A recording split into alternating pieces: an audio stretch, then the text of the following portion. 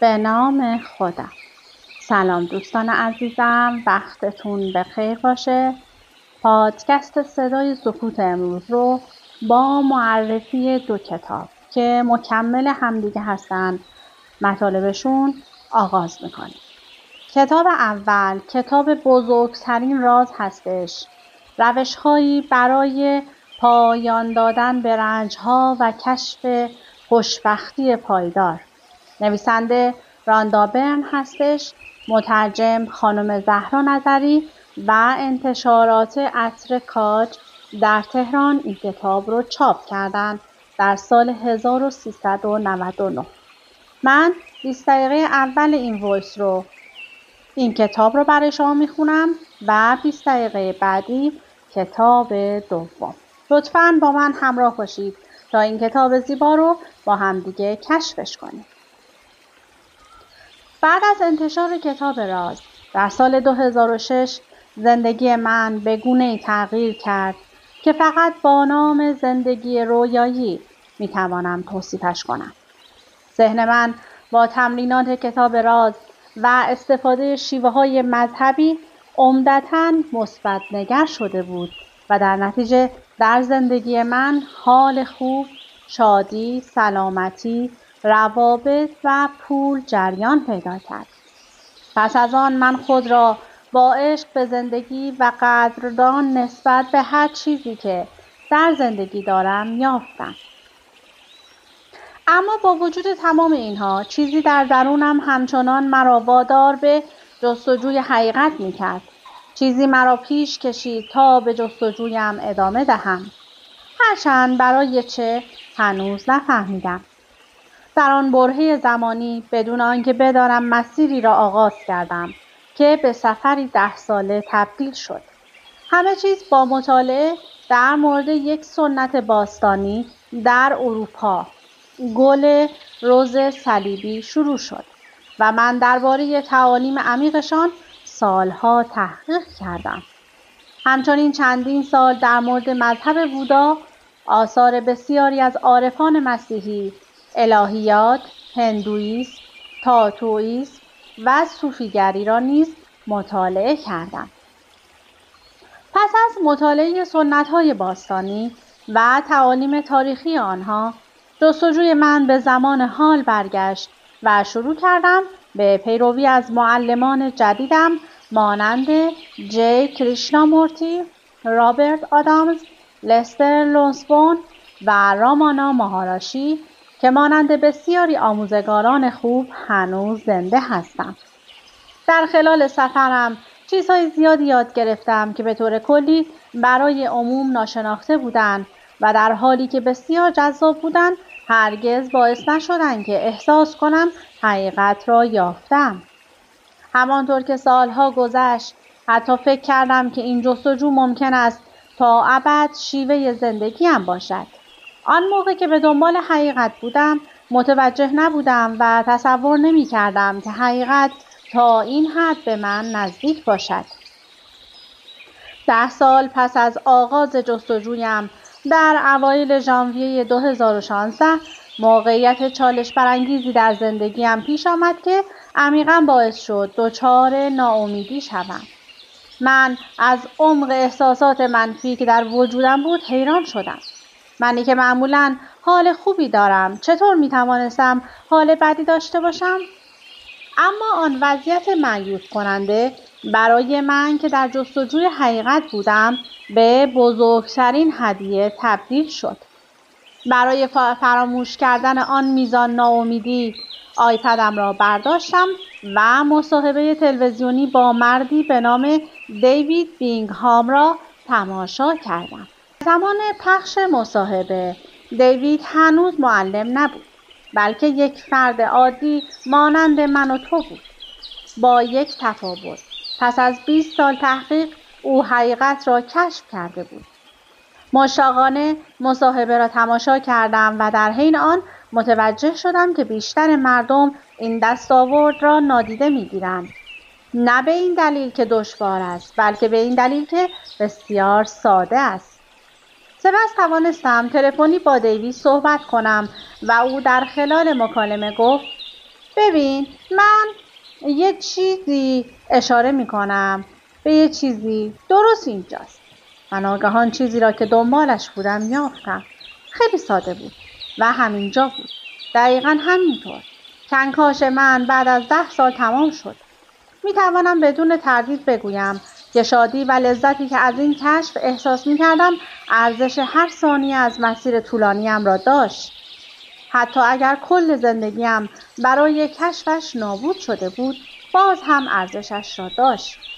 در نهایت فقط یک کشف ساده کل حقیقتی بود که من به دنبالش بودم. در واقع چیزی که همه به دنبالش هستند، چه درکش کنند و چه نکنند.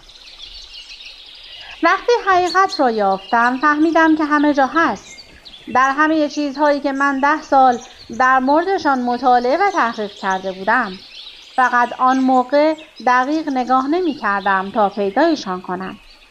سالها در جستجوی نوعی سنت و فلسفه برای آینده بودم و آنچه که به دنبالش بودم درست در مقابلم بود. از لحظه‌ای که این کشف را انجام دادم فهمیدم که چیزی مهمتر از درک بیشتر این کشف وجود ندارد. این مسیر را زندگی کن و سپس آن را با دنیا در میان بگذار. امید من این بود که راه را به کسانی نشان دهم که در سختی هستند. برای پایان دادن به درد و رنجی که بسیاری از مردم تحمل می‌کنند و برای روشن کردن آینده‌ای که در آن می‌توانیم بدون ترس و اضطراب زندگی کنیم. من قبلا هر چیزی را که می‌آموختم در گوشه‌ای در کامپیوترم ذخیره می‌کردم. یادداشت‌هایی را با عنوان کتاب بعدی من در پوشه‌ای قرار داده بودم. آن یادداشت‌های مفید زمانی که تنظیمشان را تمام کردم پایه و اساس این کتاب شدند. فقط 2 ماه پس از کشف حقیقت با کمک دیوید بینگهام فرد دیگری را ملاقات کردم که تأثیر شگرفی بر زندگی من و نوشتن این کتاب داشت. او وارد همان اتاقی شد که من در آن نشسته بودم و وقتی رفتم تا با او حرف بزنم حضورش چنان پرابهت بود که در یک لحظه هرچه منفی‌گرایی در کل زندگیم حس می‌کردم از بین رفت. او رابرت آدامز مرحوم بود، دانش آموز یکی از معلمان محبوب من. فوراً فهمیدم که او می‌تواند معلم من باشد، کسی که به من کمک می‌کند تا حقیقت زندگی را درک کنم و در این روزگار زندگی حقیقی را تجربه کنم. او در 4 سال گذشته معلم من بوده است. آموزه‌های او صریح و به شکل زیبایی ساده هستند. او هرگز در بیان اینکه آیا در مسیر اشتباه پیش می‌روم یا نه تردید نمی‌کند، در حالی که او به درخواست خودش می‌خواهد ناشناس باقی بماند. من بسیاری از آموزه‌های تغییر زندگیش را به اشتراک گذاشتم که زندگی من را به سمت سرور و شادی دائمی سوق داد. بزرگترین آرزویم این است که این مطالب همین کار را برای تو انجام دهم. او همراه با سایر معلمانی که در این کتاب ازشان نام بردم با این کشف به من کمک کردند تا از تاریکی جهل بیرون بیایم. هر یک از آنها به من کمک کردند تا حقیقت را دریابم، تا هرچه بیشتر کشف کنم. روزها را با آنها می‌گذراندم و عشقی که به آنها دارم بی‌نهایت است.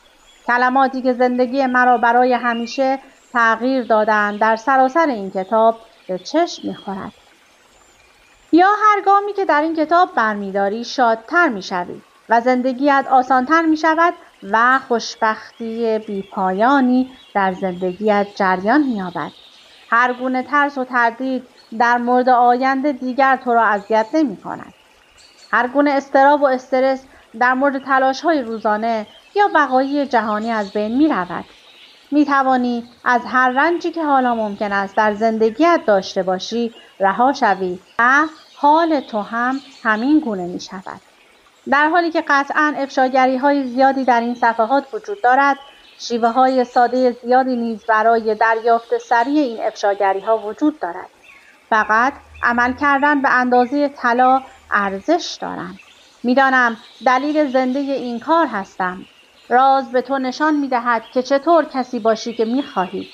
کاری را که می‌خواهی انجام دهی یا چیزی را که می‌خواهی داشته باشی خلق کنی. امروز هم مثل همیشه حقیقت دارد. این کتاب بزرگترین کشف انسان و راه خروج از منفی هاست. راه خروج از مشکلات است و راه خروج از آنچه نمی‌خواهید. همیشه هم به این راحتی ها نیست و از این بهتر هم نمی شود. بیشترین خوشحالی من برای خوش آمد گفتن به تو به دلیل ورود به دنیای بزرگترین راز است. فصل اول. پنهان از نگاه ساده.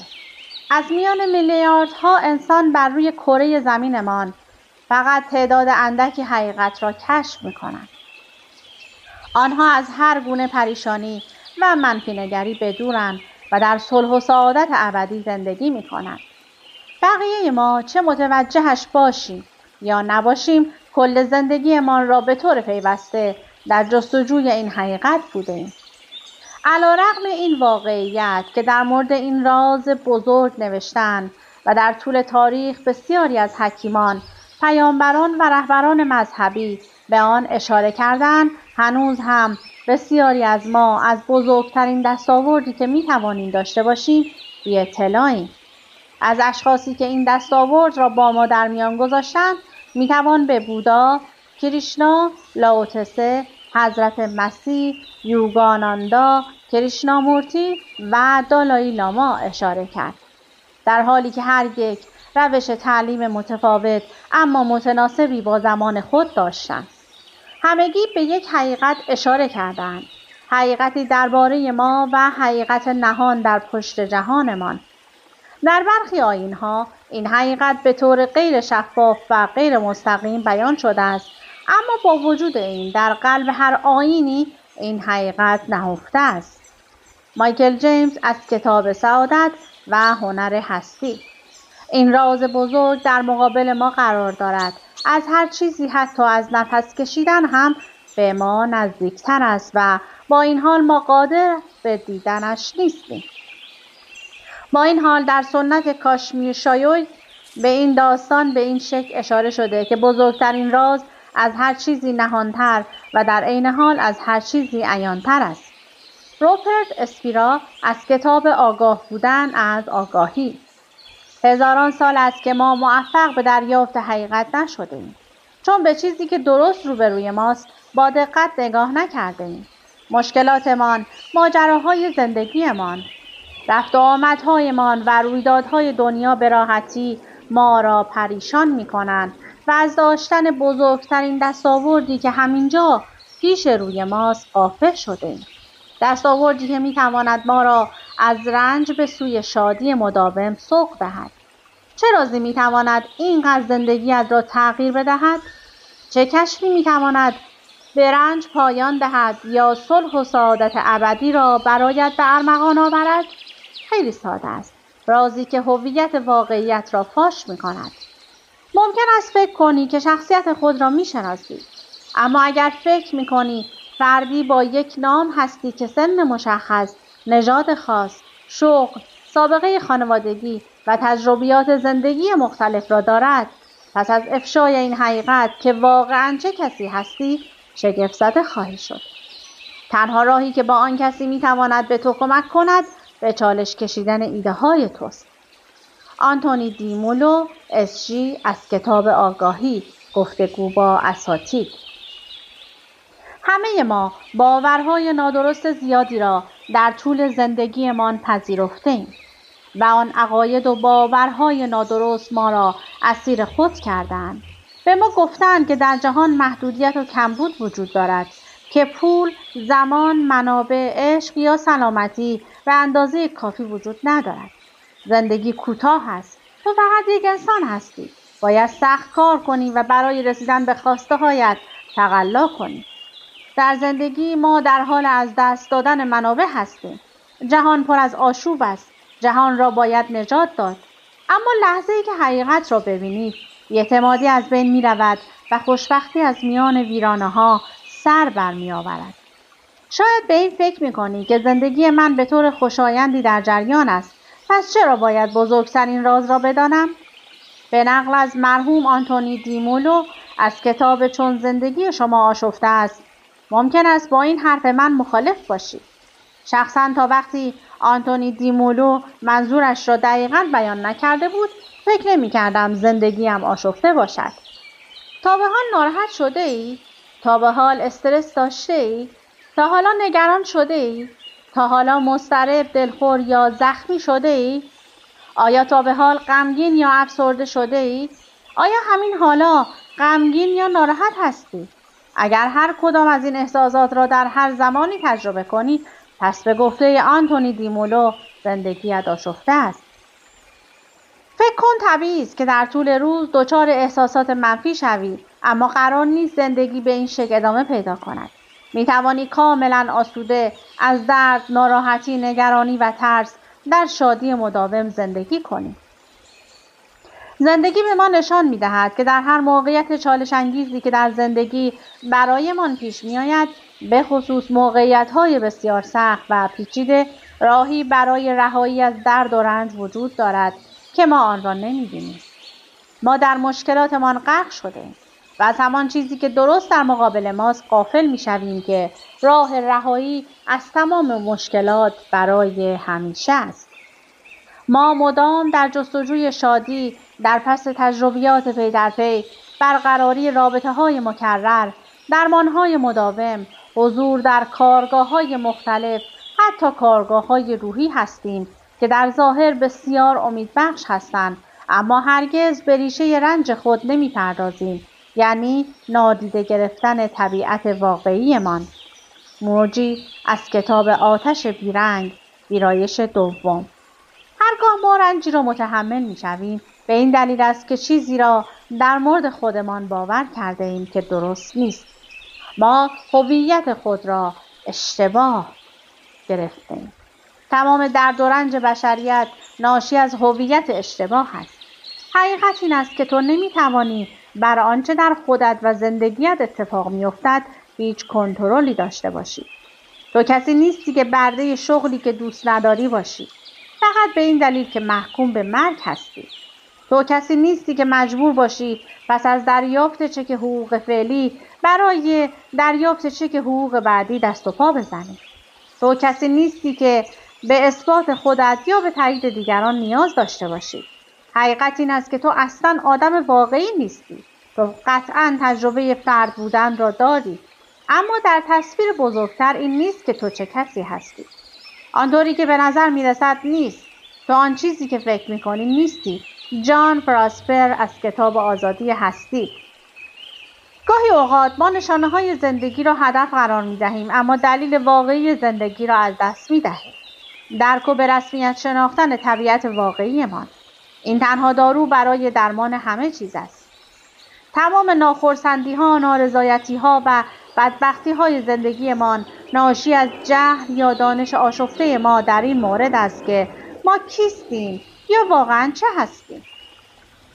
بنابراین اگر می‌خواهیم از همه اشکال بدبختی و غم رها شویم، باید در مورد آنچه واقعاً هستیم جهلمان را از بین ببریم.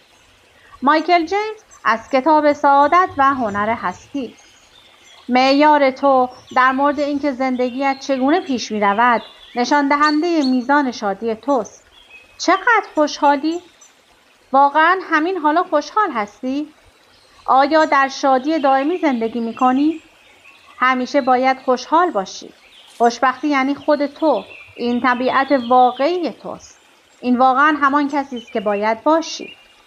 همه ما در این دنیا به دنبال چیز مشابهی هستیم. حتی حیوانات هم به دنبال آن هستند و چیزی که ما به دنبالش هستیم یعنی خوشبختی بدون هیچ غم و غصه‌ای، شادی پایدار بدون هیچ اندوهی. لستر لونسون از کتاب قدرت اراده. تمام اقدامات و تصمیمات ما به این دلیل است که فکر می‌کنیم بعد از آن تصمیمات شادتر خواهیم بود. تصادفی نیست که همه ما به دنبال شادی هستیم. در جستجوی خوشبختی هستیم. ما در واقع دنبال خودمان می‌گردیم. یافتن شادی پایدار از طریق چیزهای مادی امکان پذیر نیست. اشیاء مادی ظاهر می‌شوند و در نهایت ناپدید می‌شوند. بنابراین اگر شادی خود را در گرو چیزهای مادی قرار دهی، وقتی آن چیز مادی ناپدید شود، شادی تو هم ناپدید می‌شود. پرداختن به مسائل مادی هیچ مشکلی ندارند. آنها فوق‌العاده‌اند و تو استحقاق داشتن هر چیزی را در زندگی داری. اما این موفقیت بزرگی است وقتی متوجه می‌شوی که شادی دائمی را در آنها نخواهی یافت. اگر چیزهای مادی برای ما شادی به ارمغان می‌آورد، پس وقتی چیزی را که واقعاً می‌خواهیم دریافت می‌کنیم، شادی هرگز نباید از بین برود. اما اینطور نیست. در عوض شادی زودگذری را تجربه می‌کنیم و در مدت کوتاهی به جایی برمیگردیم که از آن شروع کرده بودیم. به دریافت چیزهای بیشتر نیاز داریم برای یافتن احساس دوباره خوشبختی. فقط یک راه برای پیدا کردن شادی پایدار و دائمی وجود دارد: فهمیدن اینکه واقعاً چه کسی هستی، چون طبیعت حقیقی تو شادی است. جهان بسیار غمگین است زیرا از نفس حقیقی غافل است. طبیعت واقعی انسان شادی است. خوشبختی در نفس حقیقی متولد نمی شود. جستجوی بشر به دنبال خوشبختی جستجوی ناخودآگاه است. وقتی کسی آن را می‌یابد به سعادتی دست پیدا می‌کند که هرگز به پایان نمی‌رسد. تنها هدف واقعی از حضور در اینجا بر روی زمین یاد گرفتن یا به خاطر سپردن وضع طبیعی اصل بدون محدودیت است. خب من همینجا این کتاب رو متوقف میکنم. این کتاب بسیار زیباست. حتما در جهان کوانتومی که ما زندگی میکنیم لازمه که اینها رو بخونید و جهش‌های کوانتومی رو که در وجودتون هستش به تماشا بنشینید. لطفاً این کتاب رو برای خودتون تهیه کنید و تا انتها بخونید. من میرم برای معرفی کتاب دوم که این دو کتاب مکمل همدیگه هستن. کتاب بعدی که میخوام برای شما بخونم کتاب فرزندان ماتریکس هستش که نوشته دیوید آیک هست و من خلاصه کوتاه رو از این نویسنده و کتابش رو برای شما میخونم که بسیار این دو کتاب پیشنهاد میشه برای دیدی نسبت به آینده. دیوید آیک پژوهشگر و نویسنده بریتانیایی در زمینه تئوری توطئه است. او 20 کتاب و تعداد زیادی دیویدی منتشر کرده است. کتاب‌های وی شامل تئوری توطئه در امور سیاسی، دینی، اقتصادی، نظامی و از زمانهای بسیار کهن و باستان تا کنون می شود. سخنان وی دارای منبع و مرجع مشخصی هستند و از حضور شاهدان عینی بهره برده است که نام آنان و سخنانشان را نه تنها در کتاب‌های خود که در ویدئوهایی که با آنان گفتگو کرده است را نیز منتشر کرده است.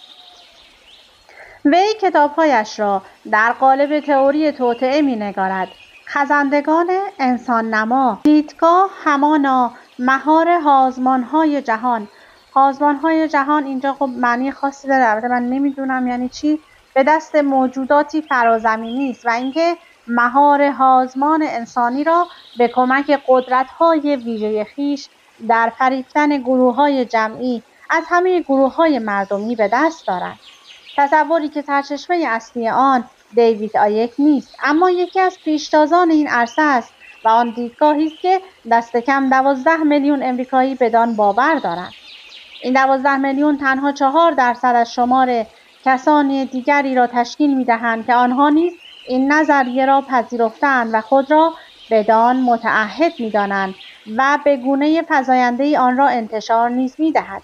در کنار انتشار این دیدگاه شگفتی برانگیز دیوید آیک همچنین جورج دبلیو بوش و الیزابت دوم را متهم می‌کند که خود ایشان نیز از تبارهای خونی خزنده‌اند و با دیگر فرازمینیان همکاری دارند. اما آثارش شامل ارتعاشات حقیقت، جهان را شفا دهید، شورش ربات‌ها و حقیقت تو را رها خواهد ساخت، بزرگترین راز، کتابی که جهان را تغییر خواهد داد، فرزندان ماتریکس، آلیس در سرزمین عجایب و فاجعه مرکز تجارت جهانی، قصه‌هایی از حلقه زمان، عشق بی‌نهایت تنها حقیقت است، راهنمای دیوید آیک برای توطئه جهانی، نژاد بشر، از زانو در بیایید، شیر دیگر نمیخوابد، بیاد بیاور که کی هستی، کجا هستی و از کجا میایی. همه چیزهایی که میخواستید بدانید اما هرگز گفته نشده است. و فیلم ها و مستنداتی هم هستش که ایشون ساختن. مکاشفات با آریزونا وایلدر، یک الهی مادر، زندگی در ونکوور از زندان تا بهشت، اسرار ماتریکس، دیوید آیک زنده در انجمن مناظره اتحادیه آکسفورد در یوتیوب، دیوید آیک فراتر از یک باور، مستند بقا و تور جهانی بیداری زنده. اما لطفاً با من همراه باشید تا خلاصه کوتاه رو از فرزندان ماتریکس برای شما بخونم. فرزندان ماتریکس یکی از آثار برجسته دیوید آیک است که در آن ادعا می شود جهان ما تحت کنترل نژادی فرازمینی به نام خزنده نماها قرار دارد. آیک در این کتاب می گوید که این موجودات از بعدی دیگر به زمین آمدند و با نفوذ در خانواده‌های سلطنتی، سیاسی و اقتصادی ذهن بشر را در یک سیستم فریبنده به نام ماتریکس به اسارت درآوردند. او معتقد است که انسان‌ها کودکانی هستند که در این ماتریکس به دنیا می‌آیند، تربیت می‌شوند و بدون اینکه واقعیت پنهان را ببینند زندگی می‌کنند. کتاب تلاش می‌کند پرده از این توهم جمعی بردارد و انسان را به بیداری ذهنی و روحی دعوت کند. قوی ترین و فوق‌العاده ترین کتاب دیوید آیک تا کنون هر مرد، زن و کودکی در این سیاره تحت تأثیر اطلاعات خیره کننده است که آیک افشا می کند. او با جزئیات مستند نشان می دهد که چگونه همان خطوط خونی به هم پیوسته نژاد رپتایر سیاره را برای هزاران سال کنترل کردند. چگونه همه ادیان بزرگ را آفریدند و معرفت معنوی و باطنی را که بشریت را از زندانهای ذهنی و عاطفی رها می کند سرکوب کردند.